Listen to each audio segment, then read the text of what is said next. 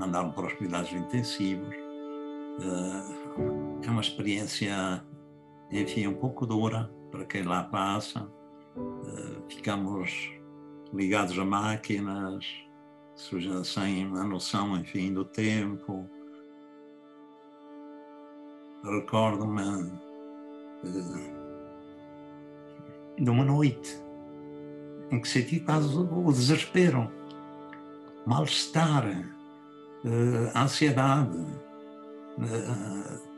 a dor também. Foi nessa noite em que senti a dor aguda, tudo isso.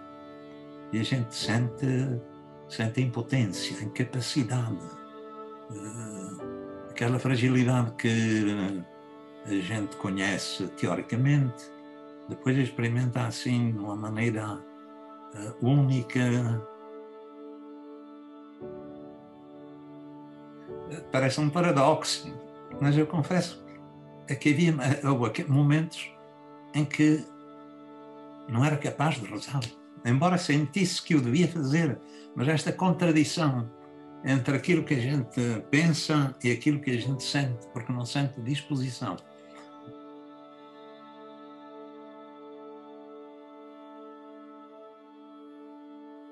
Eu gostava muito de saber responder como é que vamos sair disto. Eu acho que ninguém sabe ainda.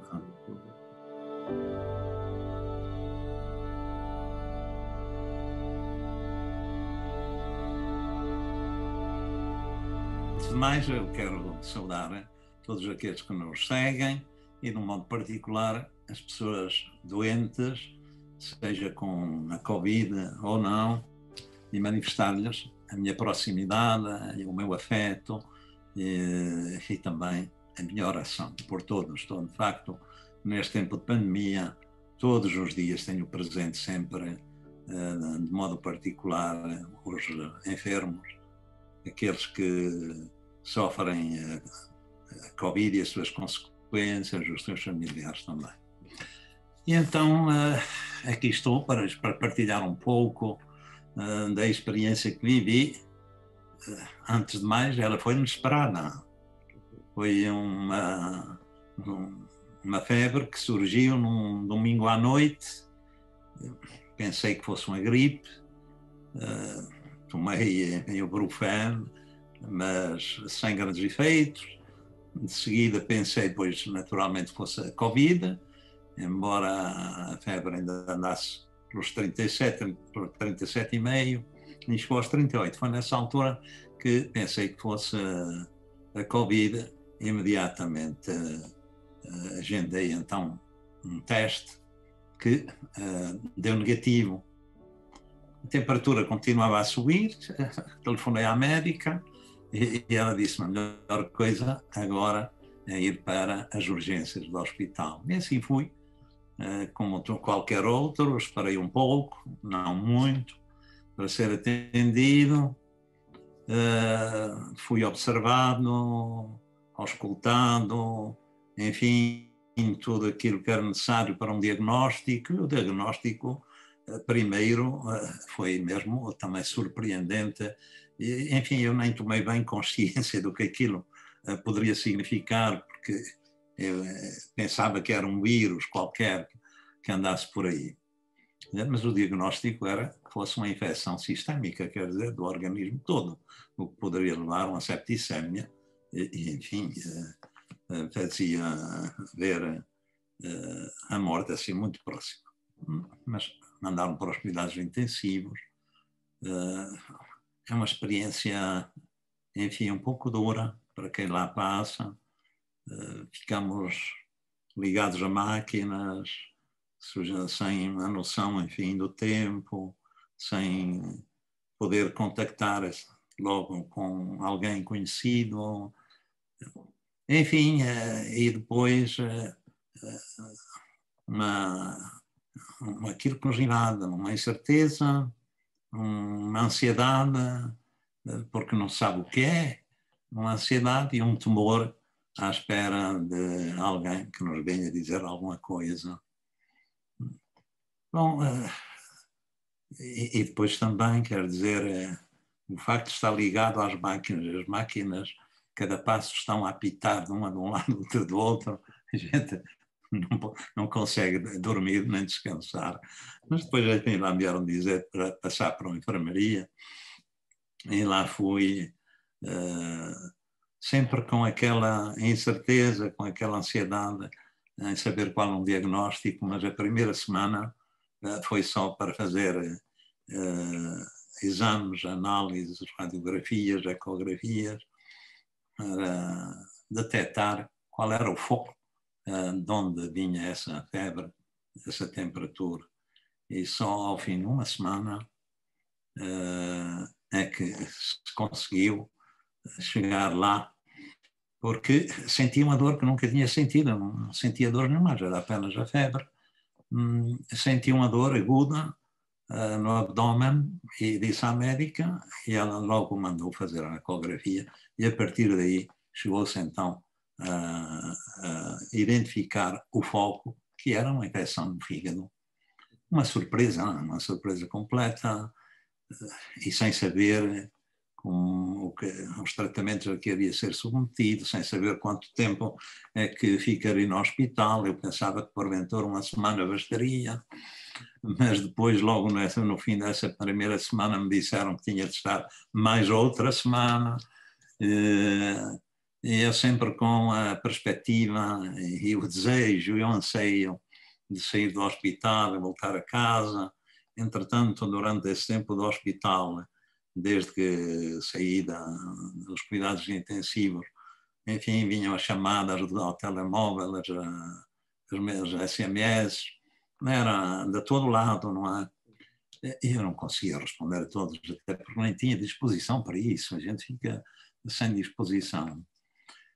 Foi assim neste misto, e depois, naturalmente, a gente procura também chegar a um momento de serenidade, porque inicialmente não havia serenidade. Recordo-me de uma noite em que senti quase o desespero, mal-estar, ansiedade, a dor também. Foi nessa noite que senti a dor aguda, tudo isso. E a gente sente impotência, incapacidade, aquela fragilidade que a gente conhece teoricamente, depois experimenta assim de uma maneira única. Eu não tenho palavras até para traduzir tudo o que senti, mas foi de facto a incapacidade e a impotência. Eu queria oferecer ao Senhor esse sofrimento, porque passei à semelhança dos pastorinhos de Fátima. Lembraram-me deles e era incapaz de fazer, parecia-me que não tinha palavras, as palavras não saíam. E tive de chamar uma enfermeira durante a noite, toquei a campainha, e uma enfermeira, enfim, que foi muito atenciosa, carinhosa mesmo, para comigo. Ela me deu um calmante e um comprimido para atenuar as dores, isso, e comecei a ficar mais sereno.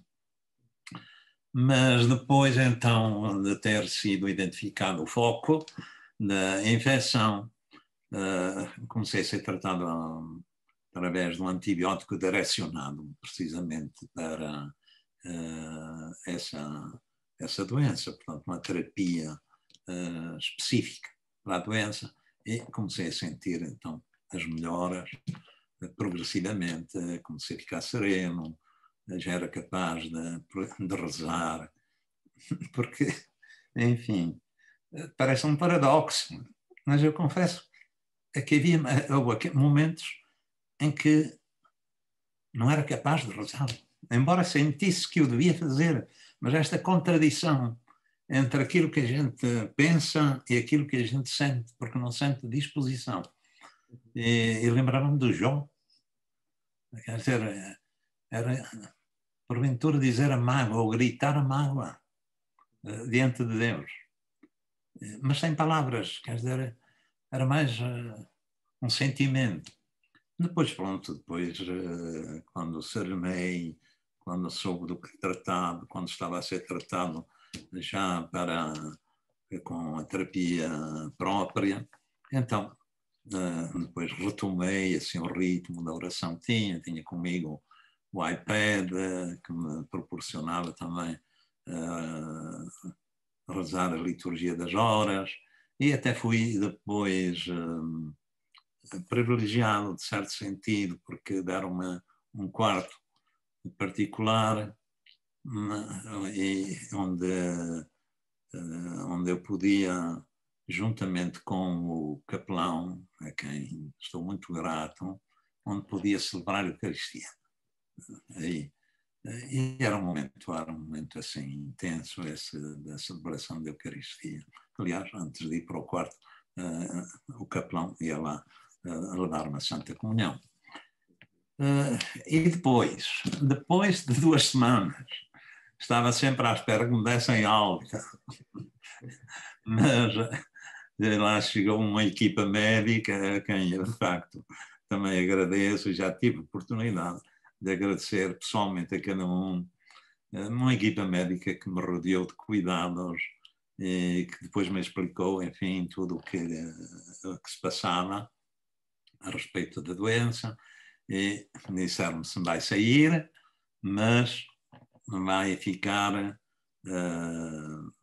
dentro do internamento domiciliário, chamada da hospitalização domiciliária, que é uma grande coisa, em que permite a gente estar em casa, mas continuando com os mesmos direitos e deveres dos doentes que estão no hospital,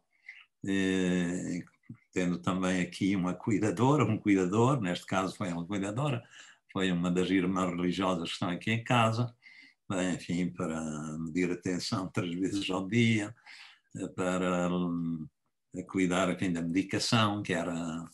E então aqui em casa vinha da parte da manhã uma médica e uma enfermeira, a médica para me auscultar, saber como estava, a enfermeira para me dar as doses do antibiótico, e uma outra da parte da tarde. E, enfim, num regime de internamento, quer dizer confinamento. E foram 5 semanas, quer dizer 2 no hospital e 5 em casa, mas quando cheguei a casa parece que revivi, parece que tive uma dose de energia e de alegria até, porque olhei para o meu escritório onde estou a falar, ver os livros, ver os quadros, enfim, sentir-se em casa. Isso é muito bom, de facto. É uma unidade de hospitalização domiciliária que ainda só tinha aberto em junho passado. Portanto, até nisso foi providencial para mim. E pouco a pouco, enfim, retomei a vida normal dentro das condições também restritas da pandemia que estamos sujeitos. E foi mais ou menos isto em síntese. Agora, se quiser perguntar por nós que escapam, esteja à vontade. Sobretudo, e até mais do que, enfim, com o processo clínico, não é? Acho que interessa-nos sobretudo a partilha e a lição de vida que também podemos encontrar nessa experiência do Dom António Marco. E se calhar começava por... acredito que o Dom António, ao longo, enfim, de muitos anos, terá aconselhado muitas pessoas, terá entusiasmado muitos doentes, terá sido uma palavra de conforto em muitas situações. Apesar disso tudo, e até pelo que contava há pouco, acredito que a pessoa tem sempre surpresa, nunca está preparado. É verdade. Quer dizer, uma coisa é a gente falar aos outros e até estar com os outros que sofrem. Outra coisa é quando nos toca a nós, na carne, na própria carne, e sentimos esta fragilidade assim, o confronto com a finitude, se eu recordo-me perfeitamente, ao sentir a finitude, ou pôr a hipótese que fosse algo muito grave, que pusesse em risco a própria vida e que estivesse próximo da própria morte, também isso. E aí qual foi a sua atitude nessa ocasião? Há uma coisa que eu às vezes costumo dizer, eu gosto de ir para o céu.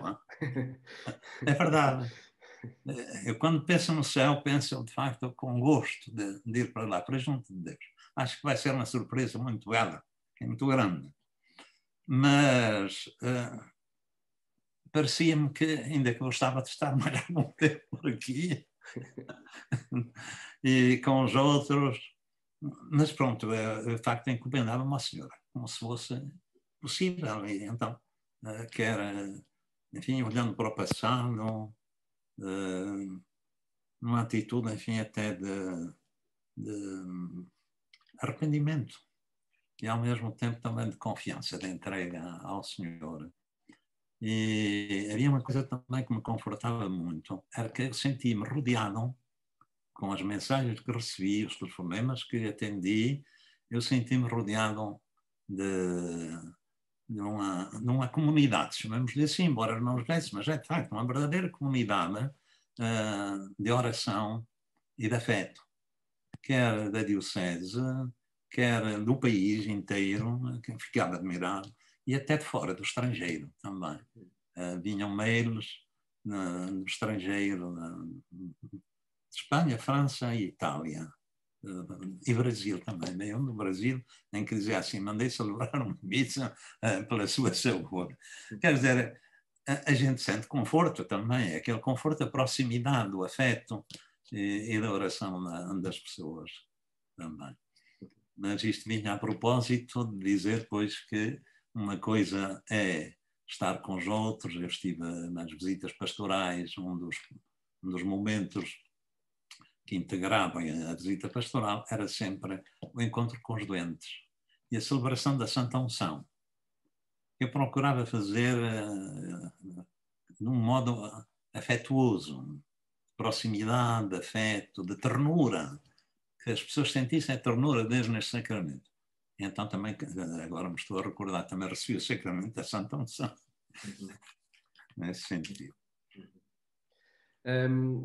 Acredito também que nesta experiência de fragilidade, de finitude, há um depósito de confiança na medicina, nos médicos, nos enfermeiros, em todo o pessoal que cuida. Sim, da minha parte, eu nesse aspecto, devo-lhe dizer, sou muito obediente aos médicos. Não é? E à partida, da minha parte, é um crédito de confiança.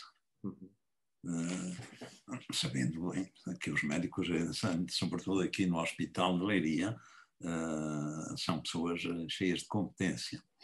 Portanto, à partida, tinha um crédito de confiança e eu estava confiante também, quer nos enfermeiros, quer nos médicos, quer nos enfermeiros, todos eles muito delicados. Não sei também se era pelo facto de eu ser bispo ou isso, mas eu vi que também com as outras pessoas muito atenciosos, sempre disponíveis também e competentes. Também a competência, e mesmo até o que agora chamamos os operacionais, não é? Os auxiliares, que trabalham quando tinha de ir, enfim, para a parte mais técnica de radiografias e ecografias e taques também, e que era conduzido, enfim, numa cadeira de rodas, ou às vezes na própria cama em que estava. Era de uma delicadeza, de uma atenção, mesmo carinho até, digno de notar. Portanto, a competência dos profissionais, sobretudo a equipa médica que me tratou, porque era uma equipa, inicialmente, a primeira semana, eles mesmos não sabiam de onde é que vinha o foco da infecção. E era uma competência a toda a prova. Tenho de confessar isso, porque o vi e experimentei. E depois também o próprio cuidado, não é? Porque, enfim, quando a gente está doente, não basta só a competência, digamos, científica dos profissionais de saúde, mas é também preciso aquilo que se chama a sabedoria do sofrimento. Não é? A sabedoria do sofrimento, ou então a ciência do amor, que se traduz na arte do cuidado, naturalmente. Eu digo aquilo que dizia aos meus irmãos doentes nas visitas pastorais. não se trata de uma pessoa doente como de um conjunto de órgãos, ou como uma máquina orgânica de que varia uma peça, ou se conserta a peça, ou se substitui por outra, e não, mas cada pessoa cada doente é uma pessoa, na sua integridade, na sua unicidade, quer dizer, cada pessoa tem o seu rosto, tem os seus sentimentos, tem um rosto, tem um coração com sentimentos, tem uma vida que é uma história e por conseguinte, tem de ser tratada depois com essa arte do cuidado que, antes de mais, é o saber estar com aquele que está doente, saber ser capaz de partilhar também a sua doença, estabelecer uma relação pessoal, de confiança, uma confiança que é recíproca, não é? Naturalmente, também o respeito, quer dizer, respeito e delicadeza, sem ser invasivo pela pessoa do doente, enfim, todas essas qualidades ou virtudes, chamamos-lhe assim, que são mais virtudes que constituem o cuidado, porque para além de curar, e antes de curar, é preciso cuidar. O cuidar precede, acompanha e vai mais além do curar. Portanto, às vezes até acontece que há uma doença incurável, mas ninguém é incuidável. Podemos cuidar todos, segundo, enfim, as necessidades próprias de cada pessoa doente. Terá sido a primeira vez que o Sr. Cardeal António Matos esteve assim, enfim, num internamento durante tanto tempo? Foi a primeira vez que estive assim. Uma vez já fui submetido a uma intervenção cirúrgica, mas foi de uma hérnia umbilical, em que foi uma operação de ambulatório, não é? E por conseguinte estive lá poucas horas no hospital. Agora, deste modo, foram duas semanas, e são 2 semanas em que, em virtude da pandemia, não havia visitas, nem há visitas. E a gente sente aí um pouco solidão, isolamento, porque nem se pode sair para o corredor, porque temos de andar sempre com a máscara, temos sempre de ter todas essas cautelas, e portanto são restrições que a gente sente, de algum modo. Portanto, certo isolamento, um pouco de solidão, mas hoje, pelo menos, como eu tenho o iPad e gosto de navegar na net, ocupava bastante tempo isso. Depois o telemóvel também, chamadas, que eu posso dizer, nunca me senti só. E também, como costumo dizer, quem tem fé nunca se sente só. Era precisamente por aí também que ia seguir a nossa conversa. Em todo este processo do cuidado e da cura, a dimensão espiritual, enfim, para quem tem fé, como disse, para quem cultiva essa dimensão crente, acredito que seja uma dimensão também muito relevante em todo o processo. Eu acho que sim, quer dizer, portanto, naquilo que disse, já deixei entender alguma coisa, não é? Uma pessoa de fé vive o sofrimento nessa perspectiva também. O que não quer dizer que não passe, não atravesse, portanto, a ansiedade, não sinta dentro de si a ansiedade, o temor, as dúvidas até, isso. Mas há uma motivação sempre interior, há um recurso interior que vem da própria fé, em que a pessoa confia no Senhor e sabe que o Senhor está ao nosso lado. A fé não nos tira, porventura, a dor ou o sofrimento, mas dá-nos a força interior para o viver.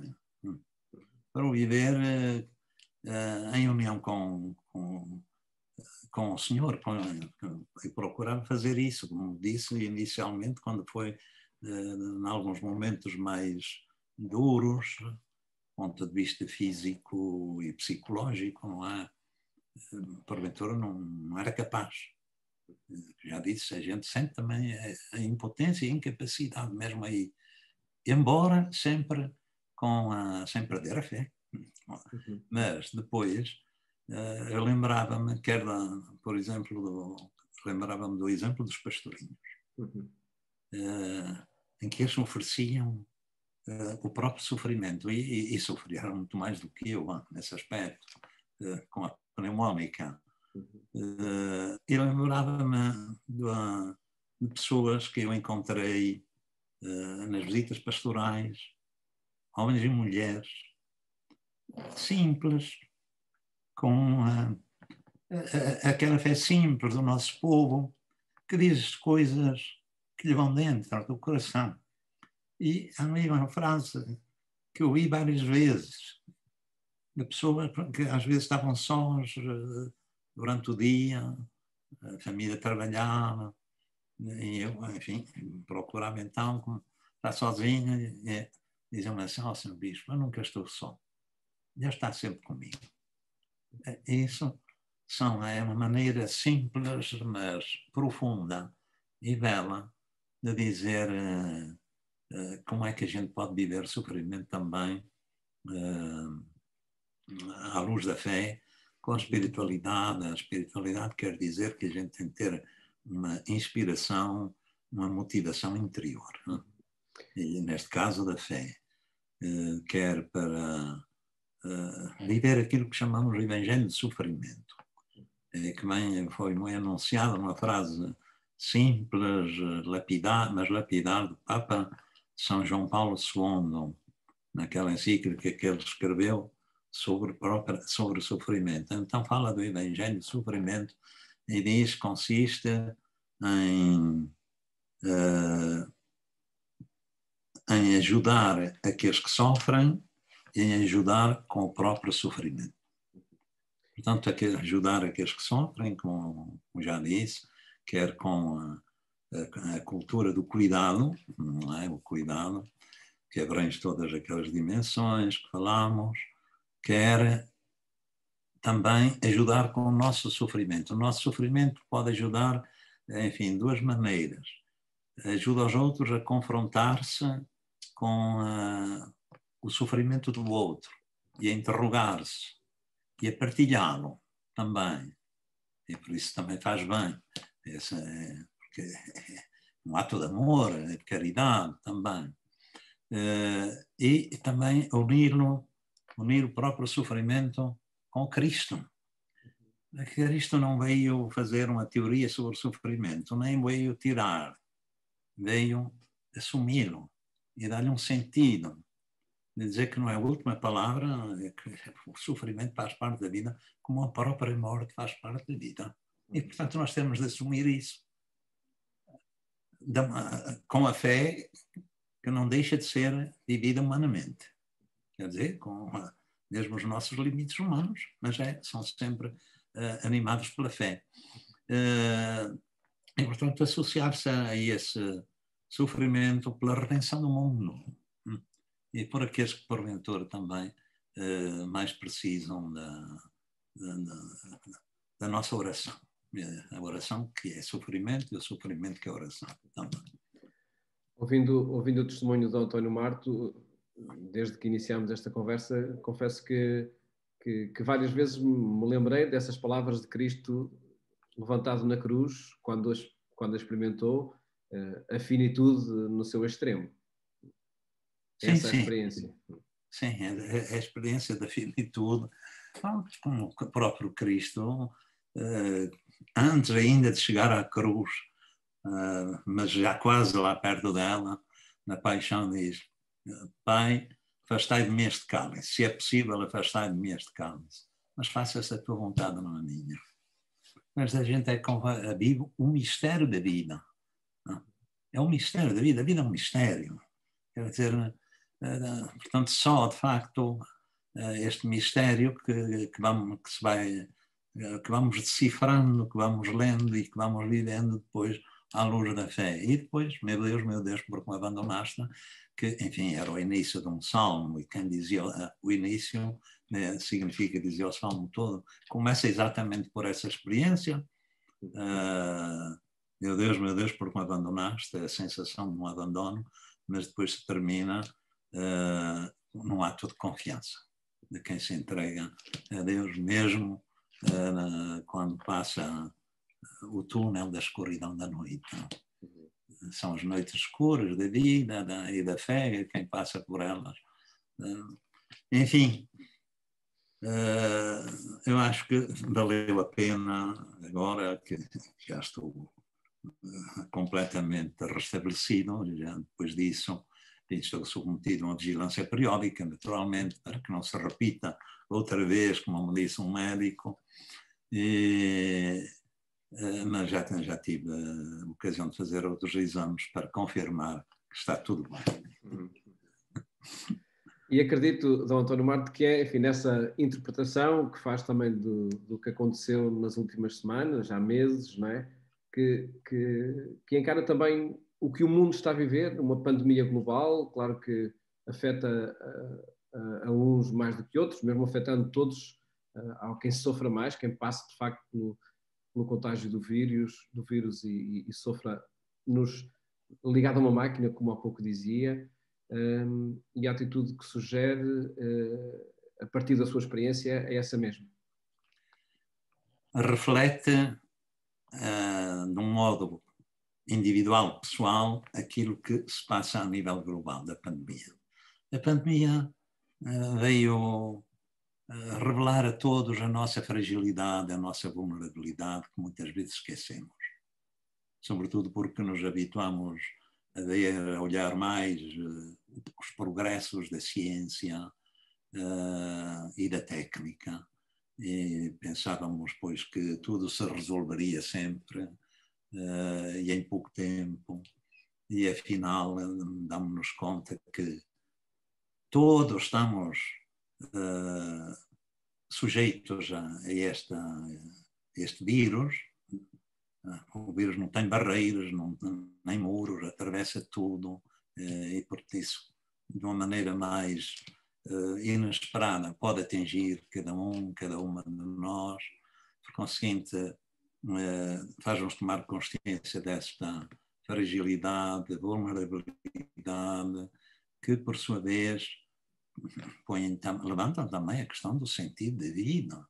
Porque se não temos, alguém tem que ter um sentido para a vida, uma motivação para viver, e viver mesmo no sofrimento e na vulnerabilidade, seja crente, tenha fé, seja não crente, pode encontrar outras motivações interiores. E depois fez-nos também tomar consciência que pertencemos todos à mesma humanidade vulnerável e frágil. Aquilo que o Papa de Francisco diz, que todos estamos na mesma barca, portanto, somos todos membros da mesma família humana e ninguém salva sozinho. E, portanto, isso vem também despertar na consciência da nossa responsabilidade recíproca de uns para com os outros. Temos esta responsabilidade. E, por isso, observamos as normas das exigências sanitárias. É o respeito por cada um de si mesmo, por si mesmo, é o respeito para com os outros. E isto é responsabilidade e solidariedade também. A solidariedade ativa mostra-se aqui nisto. De maneira que vamos ver, todos, nem todos às vezes, todos saberemos, talvez, teremos isso presente no pensamento ou na cabeça, mas nem todos cumprem, nem todos sentem esta responsabilidade pelo que temos observado e que é, e para quem crê, para quem é um cristão, é um ato de amor ao próximo. O de amor por si mesmo e de amor ao próximo é ama o teu próximo como a ti mesmo. E, por conseguinte, devemos viver isto não apenas como uma imposição das autoridades do Estado, mas como um ato de amor e de solidariedade ativa. Não terá nada de amor nem de solidariedade o processo legislativo em torno da eutanásia, sobretudo nesta ocasião.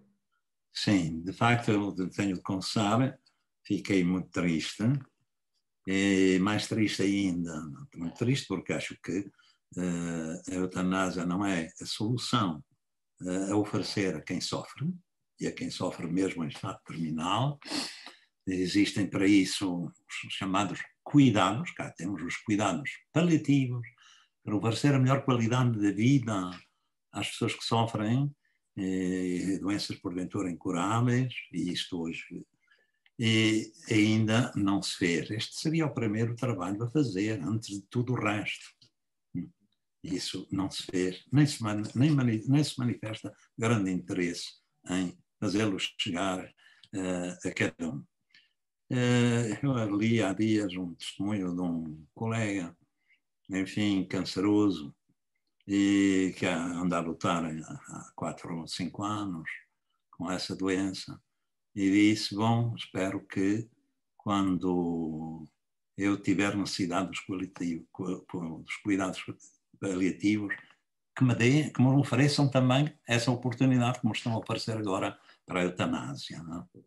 E depois, eu acho que foram muito infelizes os legisladores, muito infelizes, em escolher o tempo para aprovarem a lei da descriminalização da eutanásia, no momento em que quer os profissionais da saúde, todos eles, quer a própria sociedade, estão num combate para salvar todas as vidas mais possíveis. Uma atitude de grande abnegação, generosidade, sacrifício mesmo. Eu estive com os médicos no hospital e agora, ultimamente, que lá fui também para fazer mais um exame, e um deles me disse, agora são as semanas mais terríveis e piores, e não regateiam o tempo para estar ali, quase até à exaustão das próprias forças. De maneira que eu acho que envergonhou esta legislação aprovada neste momento, para além de tudo o resto que acabei de dizer, envergonhou ou envergonha uma parte da classe política que avançou com esta medida neste tempo de pandemia, que exigia uma sensibilidade própria, uma empatia com o povo que sofre, e isso não se manifestou. Um último apontamento do António Marto sobre como é que vamos sair disto tudo, como é que se está a sair disto tudo. Recordo domingo passado, na homilia, porque eu vi também através da internet, o António Marto valorizava a necessidade de cuidar da saúde espiritual. De facto, é um meio para que possamos sair disto tudo de uma forma construtiva e de uma forma mais solidária? Eu creio que sim, quer dizer, eu gostava muito de saber responder como é que vamos sair disto. Eu acho que ninguém sabe ainda. E como é que vai ser a nova normalidade, se é que vai ser, porque eu creio que vai haver alguns ou muitos, não sei, muitos ou poucos, mas de certeza que há uma faixa que quer voltar ao antes, quer no aspecto do lucro, do que se ganhava, quer no aspecto do consumismo também, enfim, que se procurava, não é? Um consumismo que toda a gente considerava exagerado, mas sem olhar qualquer sacrifício. Outros, enfim, permanecerão naquela atitude de indiferença. Que me importa, vão procurar cada um que salve o melhor que puder e souber. E depois outros que certamente se confrontarão e sairão com algumas lições que esta pandemia nos deu.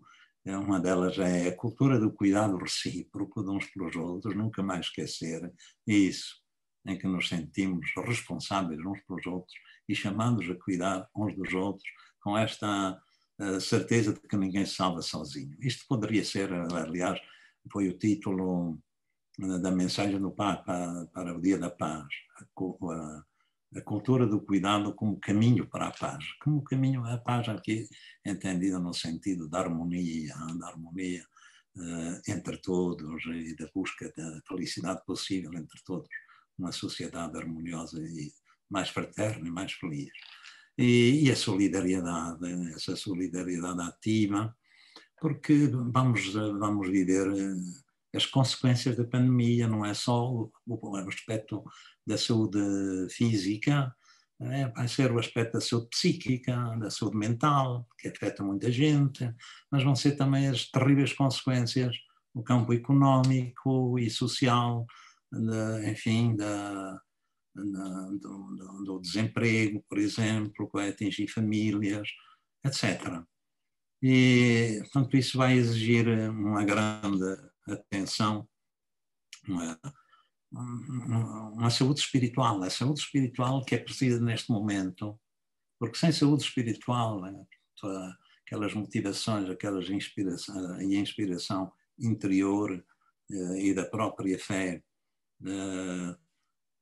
este aspecto do cuidar um dos outros que faz parte de uma espiritualidade também, mesmo sacrificando, sendo capaz de sacrificar pelo irmão. Sem isso, sem essa espiritualidade, caímos no fatalismo ou na indiferença, na chamada cultura da indiferença. E eu creio que é preciso, portanto, pôr aqui esta espiritualidade, aquilo que eu chamo o amor que nos dá olhos novos para ver e olhar os outros e olhar a realidade. Na Idade Média, um autor da Idade Média diz: onde há amor, aí há um olhar. Portanto, os olhos que nos dão, é o amor que nos dá olhos para ver a realidade e o que ela e as suas interpelações.